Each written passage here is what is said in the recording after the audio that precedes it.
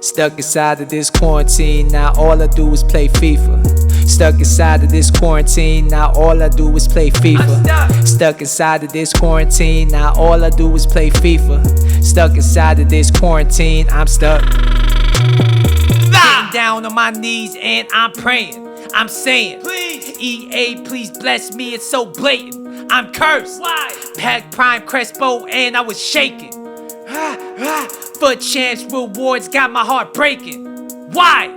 What is going on YouTube? It is your boy 1 Star a week for the you and now watching another episode of the Broke Boy Road to Glory. And as you guys know, the luck on this account is crazy. It is stupendous. And yesterday was a continuation of that. I don't know if you guys watched my mid or prime player pick video from yesterday, but if you didn't do it, go ahead and do it, because I'm about to spoil what I got on this account on 1, 2, 3. I packed mid icon long, guys.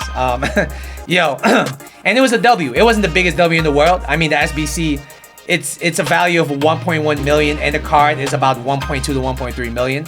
So given that, it's not the biggest W in the world, but given what I've seen other people get, given what I've gotten on my other account, I'm gonna take that and I'm gonna run. And he really fits the team perfectly, because I've gotten tired of using Essien as our drop between defender CDM. I just don't like his passing and dribbling enough for that role. Now we have Lam in that role, and I mean by all means he should be perfect for that role. We did take an L though, and I'm gonna show you my team real quick just to really give you guys an idea of what L we took. But we have signed Mertens, right? And you might be saying, how is that an L? Look at the price I bought him for, 1.198. He has since dropped to about 1 million. So we have lost a cool 200K on this card, plus EA tax. So that's like 250K we have lost down the drain. It is gone. We can't get it back. My only hope here is if Napoli gets like 6 goals tomorrow when they play, just like Feyenoord did for Leroy Fer. But the chances of that is very low. But here we are. We are going to be talking about our new team right here. The tactics are very similar to last week. We're still running the 4-3-1-2 possession play style. It looks like this on paper. We have Curtis Jones as our CM alongside Rooney. Lam is going to be a drop between defender CDM. Mertens, who we're going to be reviewing today, is going to be our cam. And of course, our 2 strikers are going to be Ronaldo and Mbappe. The defense is as you see on your screen. And instruction-wise, it's pretty much the same as last week. The only difference is last week I had both of my fullbacks on balanced. Now I have Trent on balanced and Tavernier on stay back. And to really cover for Trent bombing up the pitch, we have Curtis Jones as covering the wing as well as staying back while attacking.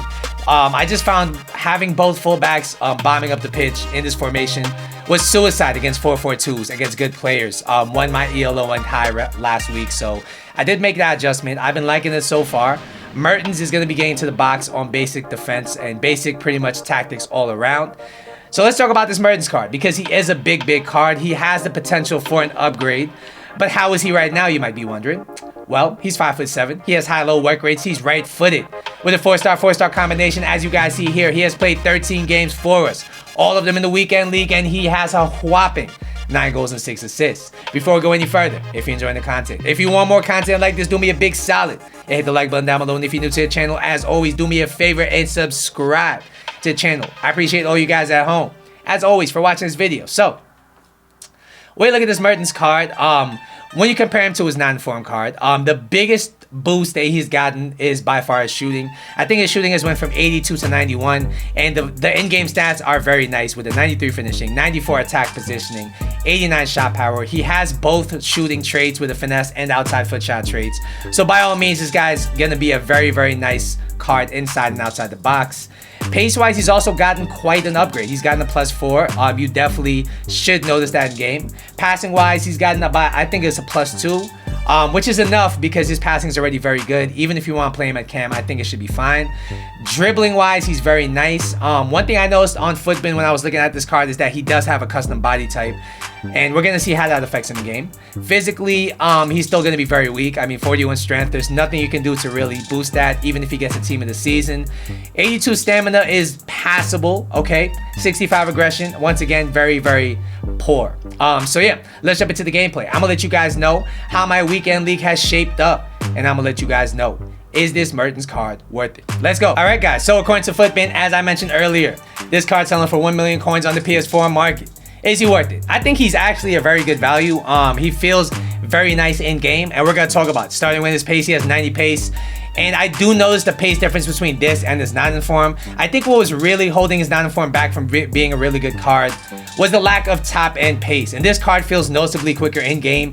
His 94 acceleration really is noticeable on the heel-to-heels and the L1 fake shot. And his 86 sprint speed, even though it's not top-end, once you throw a hunter on him, he's gonna have enough sprint speed to stay in behind in most occasions. Overall, this guy's pace is a 9 out of 10. Next, we're gonna talk about his shooting, which is on paper his biggest stat boost, and in game you definitely notice it.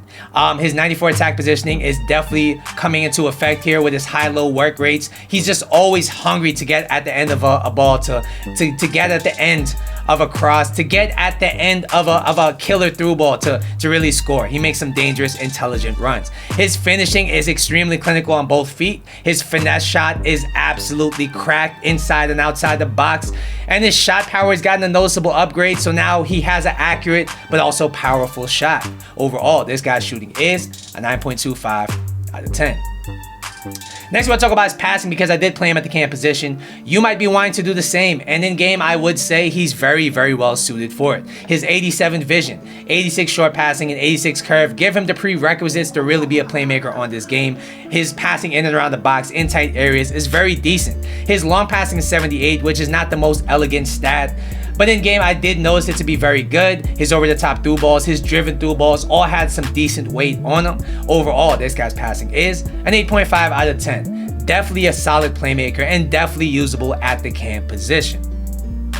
Next, we'll talk about his dribbling, and I think this stat, along with his body type, make him an absolutely insane card. His 96 agility, 94 balance with his 5'7" height, and custom body type make him a menace. He is one of the best L1 and R1 dribblers I have felt on this game. I mean, the way I turned defenders inside and out, and then back inside and out was absolutely nuts. He's just really a lot of fun to use. And now that he has the pace update or upgrade, he actually has some versatility to him, because not only can he have that nice close control, he also has a little bit of burst of acceleration coming out of the skill moves, which I really enjoyed. His 83 composure is decent. I didn't really notice it laying him down in the tight games, in the tight angled shots and passes. His ball control and dribbling, of course, is going to be absolute class. And overall, I gotta give this guy's dribbling a 9.5 out of 10. I think he's one of the best dribblers I've felt on this game, especially for the price range.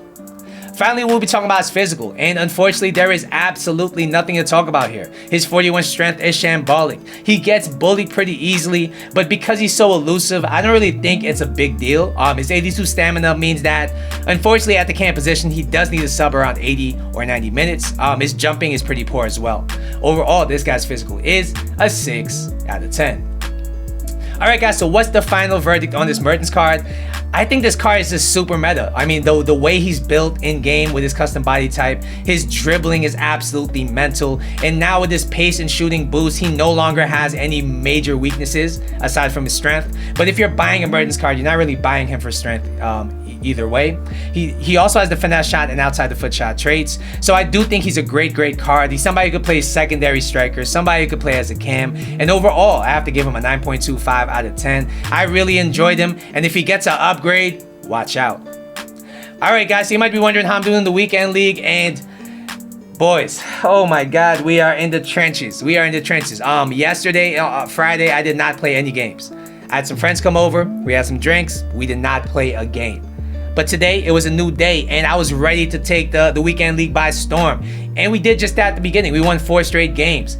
But after that, it fell apart. The gameplay was absolutely shambolic. I mean, some of the worst gameplay you can imagine was happening on my screen. I mean, some of my passes, they didn't really make sense. I wasn't able to control my defenders properly. My players were moonwalking in Calabasas. I mean, it was stuff you would just hate to see, stuff that really grinds your gears, and that's what it was doing to me. I lost 3 straight games after I won 4 straight. So I went from 4-0 to 4-3, and we're gonna finish it off at 8-5. Unfortunately, if the gameplay stays like this, I don't think I could mentally play 30 games like this. This is absolutely insane. It's really just rage-inducing, not really fun. And being that we already hit gold 1 last week, I didn't really feel that motivated to hit it if the gameplay is like this. So yeah, we're gonna see how it goes. Maybe I'll hit gold 3, gold 2, gold 1. We'll see. Let me know in the comment section down below how your weekend league has been going. Which cards have you tried recently? I'd like to know. Once again, don't forget to like and subscribe. I will see you in the next episode, but until then,